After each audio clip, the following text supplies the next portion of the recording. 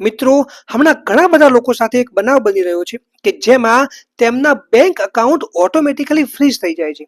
હવે તમે કોઈ ફ્રોડ નથી કર્યું તેમ છતાં તમારા બેંક અકાઉન્ટ ફ્રીઝ થઈ જાય છે. હવે મિત્રો, જ્યારે તમે બેંકને પૂછો છો તો બેંક એવું જણાવે છે કે અમને સાયબર સેલમાંથી નોટિસ આવી છે જેના સંદર્ભે અમે બેંક અકાઉન્ટ ફ્રીઝ કર્યા છે. હવે મિત્રો, આ પાછળનું કારણ શું?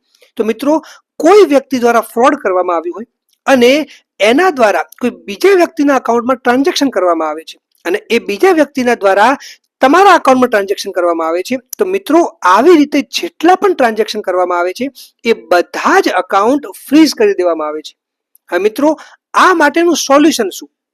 તો તમારે આના માટે બે અકાઉન્ટ રાખવા જોઈએ, જેનામાં એક કે જેમાં તમે તમારી લાઈફ ટાઈમની જે સેવિંગ્સ હોય છે એ રાખી શકો છો અને બીજું અકાઉન્ટ કે જેમાં તમે તમારી ડેઈલીની એક્ટિવિટી કરી શકો છો. હવે મિત્રો, આના સિવાય તમારે જે કન્સર્ન્ડ સાયબર સેલ પોલીસ સ્ટેશન જે છે એમાં તમારે એક લીગલ રિપ્રેઝન્ટેશન કરવાનું રહેશે અને એમાં તમારે તમારી સંપૂર્ણ વિગત જણાવવાની રહેશે.